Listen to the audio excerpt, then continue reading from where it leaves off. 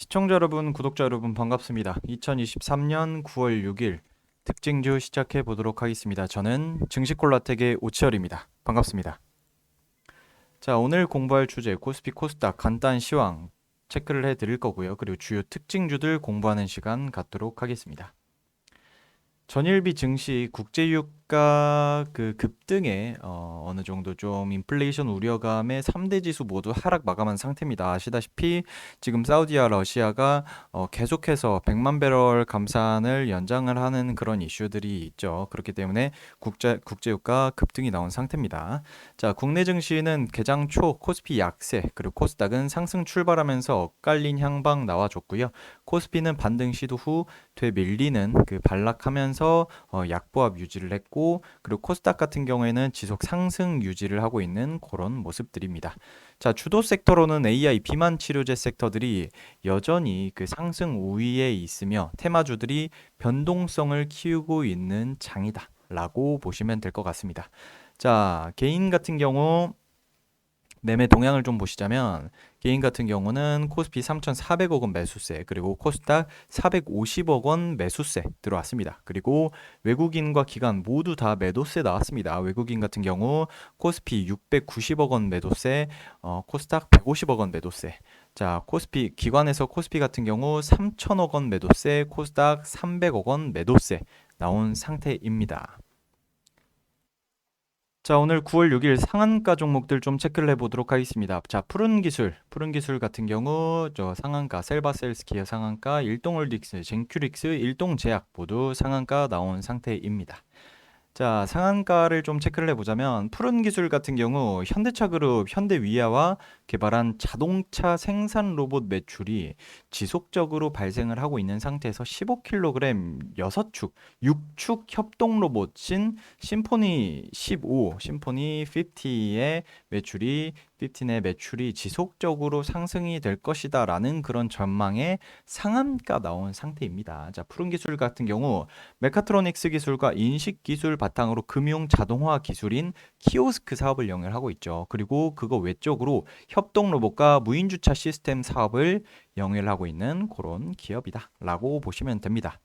자, 일동제약 같은 경우 동사 GLP-1 수용체 작용제인 신약 후보 물질의 임상 1상 시험 계획을 식품의약품안전처로부터 승인받았다라는 그런 이슈에 비만 치료제 관련 이슈 상승 나온 상태이다. 자, GLP-1 같은 경우 제가 한 주 주제에서 좀 다뤘습니다. 비만 치료제 뭐 이걸 넣으면은 인슐린 분비를 높이고 그다음에 체내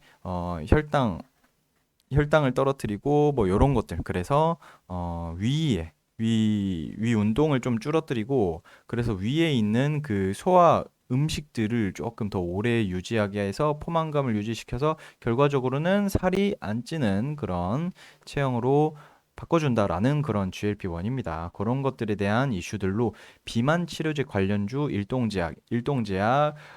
일동홀딩스, 일동제약 모두 상한가 나온 상태죠. 자, 의약품 원료, 건강보조식품 및 특수 영양식품 제조 판매를 하고 있는 그런 회사입니다. 자, 오늘 상승 종목 시큐레트, 유틸렉스, 올릭스, 아스트, 피델릭스, 뭐 뭐 많습니다. 특이하게 라이프시멘틱스 오랜만에 보네요.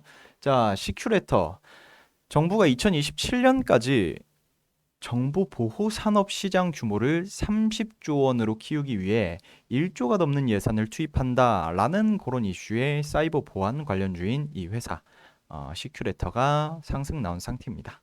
자, 시큐레터는 악성 코드 분석 탐지 전문 기업이고요. 이메일 보안, 망간 자료 전송, 웹 서비스 보안 등 주로 인터넷 보안 사업을 영위하고 있는 그런 기업이다라고 보시면 됩니다. 자, 유틸렉스 이 기업 같은 경우에는 고형암, 간세포 암 타깃의 4세대 키메릭 항원 수용체 치료제인 307의 첫 환자 투약을 완료를 했고요. 이 기업이 신약에 대한 기대감이 크게 들어온 상태에서 암 중에 가장 생존율이 낮은 무슨 암? 간암의 생존율을 높일 수 있을 거라는 기대감에 상승 나온 상태이고, 간암 같은 경우에는 5년 생존율이 30%밖에 안 됩니다. 2%였나? 그런데 다른 4대 암 요새 암들 조금 많이 늘었어요. 5년 생존율이 70%, 71%인가? 그 정도로 올라온 상태인데 간암은 아직까지도 좀 힘듭니다. 5년 간암 걸렸다 하면은 조금 힘든 그런 이야기가 좀 있었는데 암 정복에 대한 그런 좀 기대감이 좀 나오지 않았나라고 생각을 하고 있습니다. 자, 이 기업 같은 경우 면역 항암 세포 치료제와 면역 항암 항체 치료제 사업을 영위하고 있는 그런 기업이다라고 보시면 됩니다. 자, 피델릭스 하웨이 최신 스마트폰 SMIC 반도체 사용한다는 그러니까 하웨이 최신 스마트폰에 SMIC라는 그 기업의 반도체를 사용한다라는 그런 이슈에 상승 나온 상태이고요. 중국 최대 반도체 생산업체인 SMIC는 피델릭스와 플래시 메모리 부분에서 전략적 제휴 관계 맺고 있기 때문에 SMIC 거를 사용을 하면 피델릭스에게도 수혜가 가지 않을까라는 그런 기대감에 상승이 나왔다. 자, 메모리 반도체 중 모바일 폰에 사용되는 제품의 설계 및 판매를 주된 목적으로 하는 팹리스 기업이다. 팹리스 제가 많이 이야기를 해서 다들 아시죠? 팹리스는 제조하는 게 아니라 설계하는 회사입니다.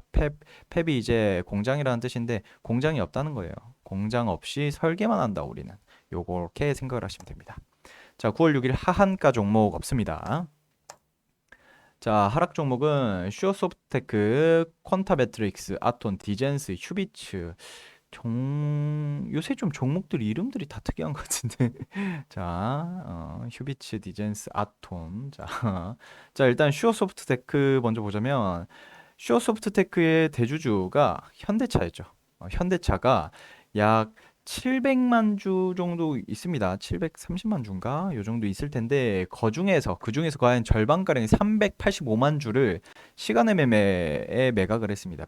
블록딜이라고 하죠. 블록딜 매각을 진행을 했고 지분 약 15%의 절반가량 한 7% 정도를 매도를 했기 때문에 급락이 나온 상태입니다. 이건 어쩔 수가 없습니다. 이게 야 380만 주 내가 던질게 해서 두두두두두 떨어질 수밖에 없는 거죠.